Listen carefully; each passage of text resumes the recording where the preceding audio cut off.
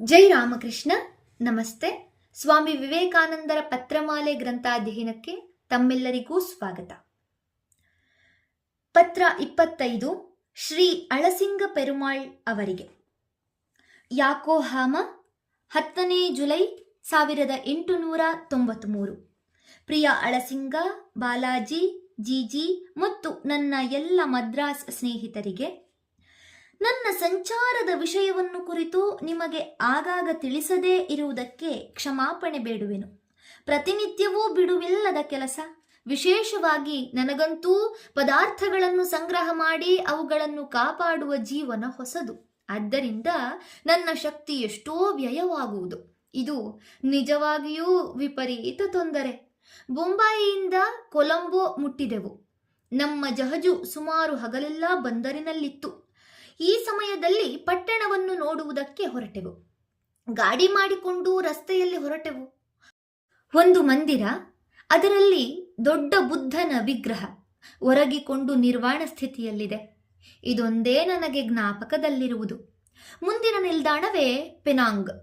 ಇದು ಮಲಯಾ ಪರ್ಯಾಯ ದ್ವೀಪಕ್ಕೆ ಸೇರಿದ ಸಮುದ್ರ ಕರೆಗೆ ಅಂಟಿಕೊಂಡಿರುವ ಭೂಪ್ರದೇಶ. ಮಲಯಾ ವಾಸಿಗಳೆಲ್ಲರೂ ಮಹಮ್ಮದೀಯರು. ಹಿಂದಿನ ಕಾಲದಲ್ಲಿ ಅವರೆಲ್ಲರೂ ಸಮುದ್ರದ ಕಳ್ಳರಾಗಿದ್ದರು. ವ್ಯಾಪಾರದ ಹಡಗುಗಳಿಗೆ ಒಂದು ಗಂಡಾಂತರವಾಗಿದ್ದರು. ಆದರೆ ಈಗಿನ ಕಾಲದ ಅನೇಕ ಅಂತಸ್ತುಗಳುಳ್ಳ ಯುದ್ಧದ ಹಡಗುಗಳ ಭಾರಿ ಫಿರಂಗಿಗಳು ಮಲಯರನ್ನು ಶಾಂತ ಜೀವನೋಪಾಯವನ್ನು ಹುಡುಕುವಂತೆ ಬಲಾತ್ಕರಿಸಿವೆ. ಪೆನಾಂಗಿನಿಂದ ಸಿಂಗಪುರಕ್ಕೆ ಹೋಗುವ ದಾರಿಯಲ್ಲಿ ಎತ್ತರವಾದ ಬೆಟ್ಟಗಳಿಂದ ಕೂಡಿದ ಸುಮಾತ್ರ ದ್ವೀಪ ಕಾಣುತ್ತಿತ್ತು. ಜಹಜಿನ ನಾಯಕನು ಅನೇಕ ಸ್ಥಳಗಳನ್ನು ತೋರಿಸಿ ಅವುಗಳು ಹಿಂದೆ ಸಮುದ್ರ ಕಳ್ಳರ ವಾಸಸ್ಥಾನವಾಗಿತ್ತೆಂದು ಹೇಳಿದನು. ಸ್ಟ್ರೈಟ್ಸ್ ಸೆಟಲ್ಮೆಂಟ್ಗೆ ಸಿಂಗಪುರ ರಾಜಧಾನಿ. ಇಲ್ಲಿ ತಾಳೆ ಜಾತಿಗೆ ಸೇರಿದ ಅನೇಕ ವಿಧದ ಮರಗಳನ್ನೊಳಗೊಂಡ ಸುಂದರ ವನಸ್ಪತಿಯ ಉದ್ಯಾನವನವಿದೆ. ಯಾತ್ರಿಕರ ತಾಳೆ ಎಂದು ಕರೆಯುವ ಸುಂದರವಾದ ಬೀಸಣಿಗೆಯಂತಿರುವ ಮರ ಇಲ್ಲಿ ಯಥೇಚ್ಛವಾಗಿ ಬೆಳೆಯುವುದು. ಎಲ್ಲೆಲ್ಲಿಯೂ ಬ್ರೆಡ್ ಫ್ರೂಟ್ ಮರಗಳಿವೆ. ಪ್ರಖ್ಯಾತವಾದ ಮ್ಯಾಂಗೋಸ್ಟಿನ್ ಎಂಬುದು ಇಲ್ಲಿ ಮದ್ರಾಸಿನ ಮಾವಿನ ಗಿಡದಂತೆ ಅಧಿಕ. ಆದರೆ ಮಾವಿಗೆ ಸಮಾನವಾದುದಲ್ಲ. ಇಲ್ಲಿಯ ಜನರು ವಿಷುವದ್ರೇಖೆ ಸಮೀಪದಲ್ಲಿದ್ದರೂ ಮದ್ರಾಸಿನ ಜನರ ಅರ್ಧದಷ್ಟು ಕೂಡ ಕಪ್ಪಾಗಿಲ್ಲ. ಸಿಂಗಪುರದಲ್ಲಿ ಒಂದು ಸೊಗಸಾದ ಸರ್ವವಸ್ತು ಪ್ರದರ್ಶನ ಶಾಲೆಯೂ ಇದೆ. ಮುಂದೆ ಹಾಂಗ್ಕಾಂಗ್. ಮನಸ್ಸಿಗೆ ಚೈನಾವನ್ನು ಮುಟ್ಟಿದಂತೆಯೇ ಕಾಣುತ್ತದೆ. ಇಲ್ಲಿ ಚೀನೀಯರು ತುಂಬಾ ಪ್ರಾಬಲ್ಯದಲ್ಲಿರುವರು. ಉದ್ಯೋಗ ವ್ಯಾಪಾರಗಳೆರಡೂ ಇವರ ಕೈಯಲ್ಲಿರುವಂತೆ ಕಾಣುತ್ತದೆ. ಹಾಂಗ್ಕಾಂಗ್ ನಿಜವಾಗಿಯೂ ಚೀನಾ. ಹಡಗು ಲಂಗರ್ ಹಾಕಿದೊಡನೆಯೇ 100 ಚೀನೀ ದೋಣಿಗಳು ಕರೆಗೆ ಒಯ್ಯಲು ಮುತ್ತುತ್ತವೆ. 2 ಚುಕ್ಕಾಣಿ ಅಂದರೆ ಹೆಲ್ಮ್ಸ್ ಚುಕ್ಕಾಣಿಗಳುಳ್ಳ ದೋಣಿಗಳು ಒಂದು ವಿಚಿತ್ರವಾಗಿವೆ. ದೋಣಿಯವನು ಸಂಸಾರ ಸಮೇತ ದೋಣಿಯಲ್ಲಿ ವಾಸ ಮಾಡುವನು. ಸಾಮಾನ್ಯವಾಗಿ ಹೆಂಡತಿಯು ಯಾವಾಗಲೂ ಚುಕ್ಕಾಣಿಯ ಹತ್ತಿರ ಕೆಲಸ ಮಾಡುವಳು. 90% ಮಂದಿ ಹೆಂಗಸರು ಬೆನ್ನಿಗೆ ಕೈಕಾಲುಗಳನ್ನು ಇಳಿಬಿಟ್ಟಿರುವ ಮಗುವನ್ನು ಕಟ್ಟಿಕೊಂಡಿರುವರು. ತಾಯಿ ಭಾರವಾದ ಮೂಟೆಯನ್ನು ತನ್ನ ಬಲವನ್ನೆಲ್ಲ ಬಿಟ್ಟು ನೂಕುವಾಗಲೂ, ದೋಣಿಯಿಂದ ದೋಣಿಗೆ ಆಶ್ಚರ್ಯಕರವಾಗಿ ಹಾರುವಾಗಲೂ ಆಕೆಯ ಬೆನ್ನಿಗೆ ಪುಟ್ಟ ಚೀಣಿ ಮಗುವು ಅಂಟಿಕೊಂಡಿರುವುದು ಒಂದು ವಿಚಿತ್ರವಾದ ನೋಟ. ಬರುತ್ತಲೂ ಹೋಗುತ್ತಲೂ ಇರುವ ದೋಣಿಗಳ ಮತ್ತು ಜಹಜುಗಳ ನುಗ್ಗಾಟವಿಷ್ಟು. ಪುಟ್ಟ ಚೀಣಿಯನ ತಲೆ 2 ಪಕ್ಕದಲ್ಲೂ ಇರುವ ಜಡೆ ಸಹಿತ ಪ್ರತಿ ಕ್ಷಣವೂ ನುಚ್ಚು ನೂರಾಗುವ ಅಪಾಯವಿದೆ. ಆದರೂ ಅದನ್ನು ಅವನು ಲಕ್ಷಿಸುವುದೇ ಇಲ್ಲ. ಈ ಗಡಿಬಿಡಿಯ ಜೀವನಕ್ಕೆ ಅವನು ಮನಸ್ಸನ್ನು ಕೊಡುವಂತೆಯೇ ಇಲ್ಲ. ಹುಚ್ಚು ಹಿಡಿದಂತೆ ಕೆಲಸ ಮಾಡುವ ತಾಯಿ ಮಗುವಿಗೆ ಆಗಿಂದಾಗ್ಗೆ ಕೊಡುವ ಅಕ್ಕಿ ರೊಟ್ಟಿಯ ರುಚಿಯನ್ನು ನೋಡುವುದರಲ್ಲಿಯೇ ಅದಕ್ಕೆ ತೃಪ್ತಿ. ಚೀನೀಯ ಮಗು ತತ್ವಜ್ಞಾನಿ. ಇಂಡಿಯಾ ದೇಶದಲ್ಲಿ ಮಗು ಅಂಬೆಗಾಲಿಡುವ ವಯಸ್ಸಿನಲ್ಲೇ ಅದು ಕೆಲಸಕ್ಕೆ ಹೋಗುವುದು. ದಾರಿದ್ರ್ಯದ ತತ್ವವನ್ನು ಚೆನ್ನಾಗಿ ಅರಿತ ಕೂಸದು. ಚೀನಾ ದೇಶದವರು ಮತ್ತು ಇಂಡಿಯಾ ದೇಶದವರು ಇನ್ನೂ ಅರ್ಧ ನಾಗರಿಕ ಸ್ಥಿತಿಯಲ್ಲಿ ಉಳಿದಿರುವುದಕ್ಕೆ ಅವರ ಬಡತನವೇ ಕಾರಣ. ಸಾಧಾರಣ ಹಿಂದೂ ಮತ್ತು ಚೀನೀ ದೇಶೀಯನಿಗೆ ಪ್ರತಿದಿನದ ಜೀವನದ ಅಗತ್ಯ ಉಳಿದ ಎಲ್ಲಾ ವಿಷಯಗಳನ್ನೂ ಹಿಂದಕ್ಕೆ ತಳ್ಳುವಷ್ಟು ಘೋರವಾಗಿದೆ. ಹಾಂಗ್ಕಾಂಗ್ ಬಹಳ ಸುಂದರವಾದ ನಗರ. ಬೆಟ್ಟದ ಇಳಿಜಾರಿನ ಮೇಲೆ, ತಂಪಾಗಿರುವ ಶಿಖರದ ಮೇಲೆ ಪಟ್ಟಣ ಹಬ್ಬಿರುವುದು. ತಂತಿಯ ಹಗ್ಗದಿಂದಲೂ ಉಗಿಯ ಯಂತ್ರದಿಂದಲೂ ಬೆಟ್ಟದ ತಳದಿಂದ ಹಿಡಿದು ಶಿಖರದವರೆಗೆ ಸುಮಾರು ನೇರವಾಗಿ ಹೋಗುವ ಟ್ರಾಮ್ ಕಾರುಗಳಿವೆ. ಹಾಂಗ್ಕಾಂಗ್ನಲ್ಲಿ 3 ದಿನಗಳಿದ್ದೆವು. ಅನಂತರ ನದಿಯ ಮೇಲೆ 80 ಮೈಲಿ ದೂರದಲ್ಲಿರುವ ಕ್ಯಾಂಟನ್ ನಗರವನ್ನು ನೋಡಲು ಹೋದೆವು. ನದಿಯು ದೊಡ್ಡ ಹಡಗುಗಳು ಹೋಗುವಷ್ಟು ಅಗಲವಾಗಿದೆ. ಅನೇಕ ಚೀನೀ ಹಡಗುಗಳು ಹಾಂಗ್ಕಾಂಗ್ ಮತ್ತು ಕ್ಯಾಂಟನ್ಗಳ ನಡುವೆ ಓಡಾಡುತ್ತವೆ. ನಾವು ಈ ಹಡಗುಗಳಲ್ಲೊಂದರಲ್ಲಿ ಸಂಜೆ ಕುಳಿತು ಬೆಳಗಿನ ಹೊತ್ತಿಗೆ ಕ್ಯಾಂಟನ್ ಸೇರಿದೆವು. ಎಷ್ಟು ಗದ್ದಲ ಮತ್ತು ಜನಸಂದಣಿಯ ದೃಶ್ಯ! ನದಿಯ ನೀರೆಲ್ಲವನ್ನೂ ಮುಚ್ಚಿಕೊಂಡಂತೆ ಕಾಣುವ ಅಸಂಖ್ಯಾತ ದೋಣಿಗಳೆಷ್ಟು! ವ್ಯಾಪಾರಕ್ಕೆ ಸಂಬಂಧಪಟ್ಟ ದೋಣಿಗಳು ಮಾತ್ರವಲ್ಲ, 100 ದೋಣಿಗಳು ವಾಸ ಮಾಡುವುದಕ್ಕೆ ತಕ್ಕ ಮನೆಗಳಂತಿವೆ. ಅನೇಕ ದೋಣಿಗಳು ಸುಂದರವಾಗಿ ವಿಶಾಲವಾಗಿವೆ. 2-3 ಅಂತಸ್ತುಗಳುಳ್ಳ ದೊಡ್ಡ ಮನೆಗಳಿಂದ ಕೂಡಿದ, ಸುತ್ತಲೂ ವರಾಂಡವಿರುವ, ಮಧ್ಯರಸ್ತೆಯಿಂದ ಕೂಡಿದ ದೋಣಿ ಎಲ್ಲ ತೆಪ್ಪೋತ್ಸವದಂತೆ. ಚೀನಾ ಸರ್ಕಾರವು ಪರದೇಶೀಯರ ವಾಸಕ್ಕೆ ಕೊಟ್ಟ ಸ್ಥಳದ ಮೇಲೆ ಕಾಲಿಟ್ಟೆವು. ನಮ್ಮ ಸುತ್ತಲೂ ನದಿಯ 2 ದಡಗಳ ಮೇಲೆ ಅನೇಕ ಮೈಲಿಗಳಷ್ಟು ವಿಸ್ತಾರವಾಗಿ ಹಬ್ಬಿರುವುದು ಆ ದೊಡ್ಡ ನಗರ. ಅಬ್ಬಾ, ಅದು ಏನು ನೂಕಾಟ, ಏನು ಹೋರಾಟ, ಏನು ಎಳೆದಾಟ, ಏನು ಕೂಗಾಟ! ಇವುಗಳಿಂದ ಅಲ್ಲೋಲ ಕಲ್ಲೋಲವಾದ ದೊಡ್ಡ ಪಟ್ಟಣ ಇದು. ಅಷ್ಟು ಜನಸಂದಣಿ ಇದ್ದರೂ, ಅಷ್ಟು ಉದ್ಯೋಗವಿದ್ದರೂ, ನಾನು ನೋಡಿದ ಪಟ್ಟಣಗಳಲ್ಲೆಲ್ಲ ಇದು ಅತಿ ಹೊಲಸು ಪಟ್ಟಣ. ಆದರೆ ಇಂಡಿಯಾ ದೇಶದಲ್ಲಿ ಗಲೀಜು ಎಂದು ಹೇಳುವ ದೃಷ್ಟಿಯಿಂದ ಅಲ್ಲ. ಆ ದೃಷ್ಟಿಯಿಂದ ನೋಡಿದರೆ ಚೀನೀಯರು ಒಂದು ಚೂರು ಕಸವನ್ನೂ ಪೋಲು ಮಾಡುವಂತೆ ಇಲ್ಲ. ಆದರೆ ಚೈನಾ ದೇಶೀಯರು ತಾವು ಸ್ನಾನ ಮಾಡುವುದಿಲ್ಲ ಎಂಬ ಒಂದು ಶಪಥವನ್ನು ಮಾಡಿದಂತೆ ತೋರುವುದು. ಪ್ರತಿಯೊಂದು ಮನೆಯೂ ಒಂದು ಅಂಗಡಿ. ಮಹಡಿಯ ಮೇಲೆ ಮಾತ್ರ ಮನೆಯವರು ವಾಸ ಮಾಡುವರು. ರಸ್ತೆಗಳು ಬಲು ಇಕ್ಕಟ್ಟು. ಆದುದರಿಂದ ನಾವು ಹೋಗುವಾಗ ಎದುರು ಬದುರಿಗಿರುವ ಅಂಗಡಿಯನ್ನು ಮುಟ್ಟಿಕೊಂಡು ಹೋದಂತೆ ಕಾಣುವುದು. ಪ್ರತಿ 10 ಹೆಜ್ಜೆಗೂ ಒಂದೊಂದು ಮಾಂಸದ ಅಂಗಡಿ. ಬೆಕ್ಕು ನಾಯಿಗಳ ಮಾಂಸವನ್ನು ಕೂಡ ಮಾರುವ ಅಂಗಡಿಗಳಿವೆ. ಆದರೆ ಅತಿ ಬಡವರಾದ ಚೀನೀಯರು ಮಾತ್ರ ಬೆಕ್ಕು ನಾಯಿಗಳ ಮಾಂಸವನ್ನು ತಿನ್ನುತ್ತಾರೆ. ಚೀನಿ ಹೆಂಗಸರನ್ನು ಯಾವ ಸಮಯದಲ್ಲೂ ನೋಡಲಾಗುವುದಿಲ್ಲ. ಉತ್ತರ ಹಿಂದೂಸ್ಥಾನದಷ್ಟೇ ಘೋಷಾ ಪದ್ಧತಿ ಇಲ್ಲಿ ಕಟ್ಟುನಿಟ್ಟು. ಕೂಲಿಯ ಹೆಂಗಸರನ್ನು ಮಾತ್ರ ನೋಡಬಹುದು. ಅವರಲ್ಲಿಯೂ ಕೆಲವು ವೇಳೆ ನಮ್ಮ ಸಣ್ಣ ಮಗುವಿಗಿಂತಲೂ ಕೂಡ ಚಿಕ್ಕದಾದ ಪಾದಗಳುಳ್ಳ ಹೆಂಗಸರನ್ನು ನೋಡಬಹುದು. ಅವರನ್ನು ನಡೆಯುತ್ತಾರೆ ಎಂದು ಹೇಳಲಾಗುವುದಿಲ್ಲ, ನೆಗೆಯುವರು ಎನ್ನಬಹುದು. ಅನೇಕ ಚೀನೀಯ ದೇವಾಲಯಗಳನ್ನು ನೋಡಲು ಹೋದೆನು. ದೊಡ್ಡದಾದುದು ಮೊದಲನೆಯ ಬೌದ್ಧ ಚಕ್ರವರ್ತಿ ಮತ್ತು ಬೌದ್ಧ ಮತವನ್ನವಲಂಬಿಸಿದ ಮೊದಲ 500 ಶಿಷ್ಯರ ಜ್ಞಾಪಕಾರ್ಥವಾಗಿ ಕಟ್ಟಿರುವುದು. ಅದರಲ್ಲಿ ಮುಖ್ಯವಾದ ವಿಗ್ರಹವೇನೋ ಬುದ್ಧನದು. ಅವನ ಕೆಳಗೆ ಚಕ್ರವರ್ತಿಯದು, 2 ಪಕ್ಕದಲ್ಲಿಯೂ ಶಿಷ್ಯರದು. ಎಲ್ಲವೂ ಮರದಿಂದ ಚೆನ್ನಾಗಿ ಕೆತ್ತಿದ ವಿಗ್ರಹಗಳು. ಕ್ಯಾಂಟನ್ನಿಂದ ಪುನಃ ಹಾಂಗ್ಕಾಂಗ್ಗೆ ಬಂದೆವು. ಅಲ್ಲಿಂದ ಜಪಾನಿಗೆ ಹೋದೆವು. ನಾವು ಸೇರಿದ ಮೊದಲನೆಯ ರೇವು ಪಟ್ಟಣವೇ ನಾಗಸಾಕಿ.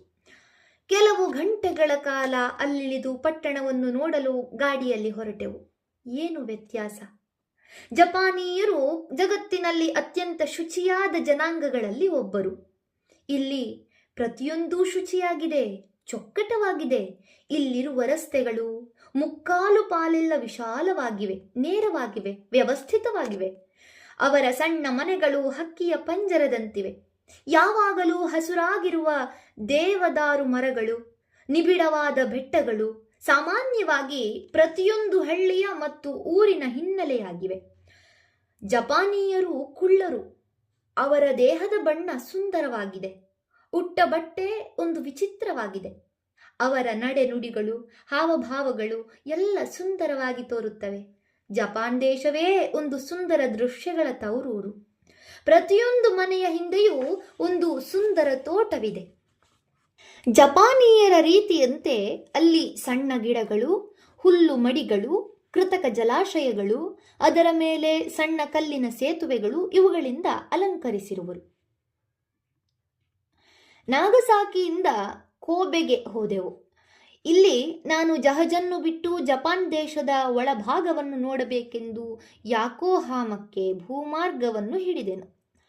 ಒಳಸೀಮೆಯಲ್ಲಿ 3 ದೊಡ್ಡ ಪಟ್ಟಣಗಳನ್ನು ನೋಡಿದೆನು. ಒಸಾಕಾ ದೊಡ್ಡ ಕೈಗಾರಿಕೆಯ ಸ್ಥಳ. ಕಿಯೋಟೋ ಹಿಂದೆ ರಾಜಧಾನಿಯಾಗಿತ್ತು. ಟೋಕಿಯೋ ಇಂದಿನ ರಾಜಧಾನಿ. ಅದು ಕಲ್ಕತ್ತೆಗೆ 2ರಷ್ಟು ಇದೆ ಮತ್ತು ಅದರ 2ರಷ್ಟು ಜನಸಂಖ್ಯೆ. ರಹದಾರಿ ಇಲ್ಲದೆ ಯಾವ ಪರದೇಶಿಯರಿಗೂ ದೇಶದ ಒಳಗೆ ಸಂಚಾರ ಮಾಡಲು ಅವಕಾಶವಿಲ್ಲ. ಜಪಾನೀಯರು ಆಧುನಿಕ ಕಾಲದ ಅವಶ್ಯಕತೆಗೆ ಸಂಪೂರ್ಣ ಜಾಗೃತರಾಗಿರುವರು. ಈಗ ಅವರಿಗೆ ಒಂದು ಸುಸಜ್ಜಿತ ಸೈನ್ಯವಿದೆ.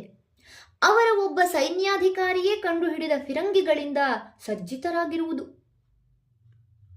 ಇದು ಯಾವ ಪರದೇಶೀಯ ಸೈನ್ಯಯ ಶಕ್ತಿಗೂ ಕಡಿಮೆಯದಲ್ಲ. ಅವರು ತಮ್ಮ ನೌಕಾಪಡೆಯನ್ನು ಕ್ರಮೇಣ ಹೆಚ್ಚಿಸುತ್ತಲೇ ಇರುವರು. ಒಬ್ಬ ಜಪಾನ್ ಶಿಲ್ಪಜ್ಞನೇ ಕೊರೆದ 1 ಮೈಲಿ ದೂರದ ಸುರಂಗವನ್ನು ನೋಡಿದೆನು. ಬೆಂಕಿ ಕಡ್ಡಿಯ ಕಾರ್ಖಾನೆಗಳು ನೋಟಕ್ಕೆ ಒಂದು ಹಬ್ಬ.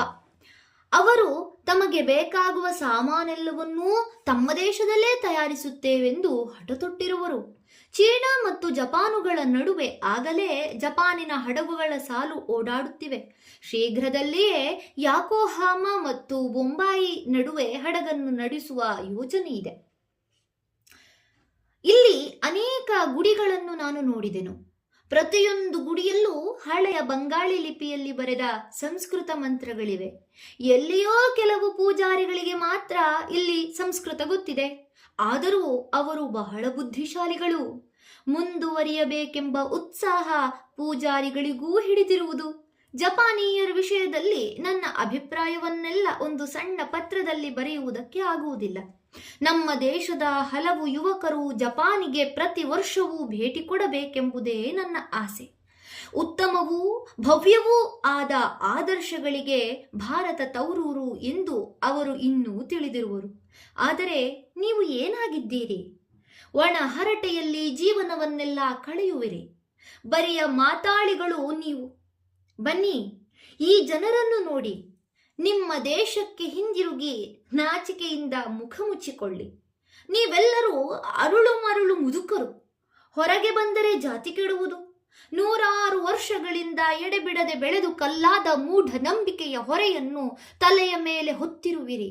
100 ವರ್ಷಗಳಿಂದಲೂ ಈ ಆಹಾರ ಮುಟ್ಟಲು ಯೋಗ್ಯವೋ ಅಲ್ಲವೋ ಎಂಬ ಘನ ವಿಚಾರವನ್ನು ವಿಮರ್ಶಿಸುವುದರಲ್ಲೇ ನಿಮ್ಮ ಬುದ್ಧಿವಂತಿಕೆಯನ್ನು ವ್ಯಯ ಮಾಡಿರುವಿರಿ.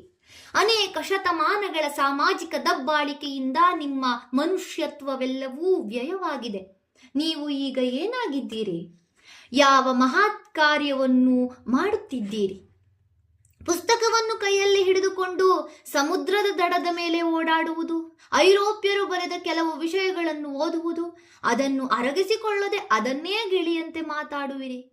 30 ರೂಪಾಯಿ ಸಂಬಳದ ಗುಮಾಸ್ತನ ಚಾಕರಿಗಾಗಿ ಶಿಕಾರಿ ಮಾಡುವುದು, ಹೆಚ್ಚು ಎಂದರೆ ಒಬ್ಬ ವಕೀಲನಾಗುವುದು. ಇವುಗಳಲ್ಲೇ ನಿಮ್ಮ ಬಾಳು ಮುಗಿಯುತ್ತದೆ. ಇದೇ ಆಧುನಿಕ ಭಾರತದ ಆಕಾಂಕ್ಷೆಯ ಪರಮಾವಧಿ.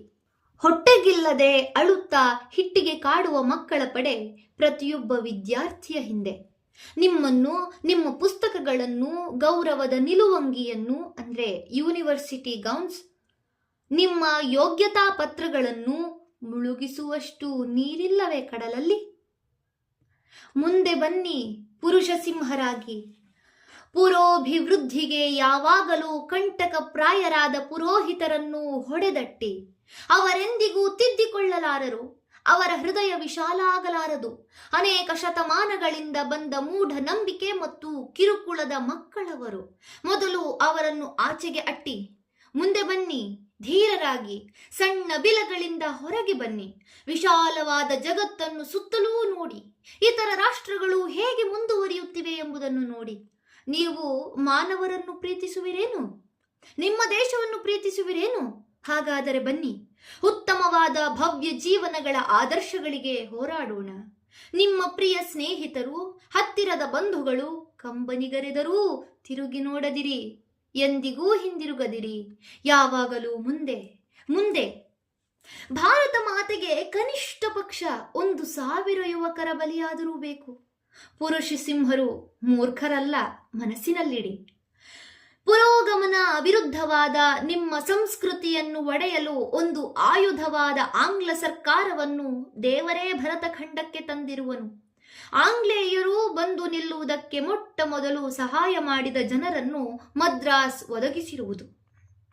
ಬಡವರಲ್ಲಿ ಅನುಪಾತವನ್ನು, ಹಸಿದ ಹೊಟ್ಟೆಗೆ ಹಿಟ್ಟನ್ನು, ಜನಸಾಮಾನ್ಯಕ್ಕೆ ತಿಳುವಳಿಕೆಯನ್ನು ಕೊಡುವಂತಹ ನೂತನ ಸಂಸ್ಥೆಯನ್ನು ಉಂಟು ಮಾಡುವುದಕ್ಕಾಗಿಯೂ, ನಿಮ್ಮ ಪೂರ್ವಿಕರ ಕಿರುಕುಳದಿಂದ ಪಶು ಸಮಾನಕ್ಕೆ ಇಳಿದವರನ್ನು ಮಾನವರನ್ನಾಗಿ ಮಾಡುವುದಕ್ಕಾಗಿಯೂ, ಪ್ರಾಣ ಹೋಗುವವರೆಗೂ ಹಿಂಜರಿಯದೆ ಹೋರಾಡುವ ಸ್ವಾರ್ಥ ತ್ಯಾಗಿಗಳಾದ ಯುವಕರನ್ನು ಎಷ್ಟು ಮಂದಿ ಈಗ ಮದ್ರಾಸು ಕೊಡುವುದು? ನಿಮ್ಮ ವಿವೇಕಾನಂದ. ವಿಶೇಷ ಸೂಚನೆ: ಶಾಂತವಾಗಿ, ಮೌನವಾಗಿ, ಅವಿರಳ ಪ್ರಯತ್ನದಲ್ಲಿ ತೊಡಗಿ. ಪತ್ರಿಕೆಗಳಲ್ಲಿ ಜಾಹೀರಾತಿನ ಹುಚ್ಚು, ಕೀರ್ತಿಯ ಹುಚ್ಚು ಇವುಗಳ ಕಡೆ ಎಂದಿಗೂ ಮನಗೊಡಬೇಡಿ. ಧನ್ಯವಾದಗಳು. ಮುಂದುವರಿದ ಪತ್ರಮಾಲೆ ಮುಂದಿನ ಸಂಚಿಕೆಯಲ್ಲಿ. ಓಂ ಶಾಂತಿ ಶಾಂತಿ ಶಾಂತಿ.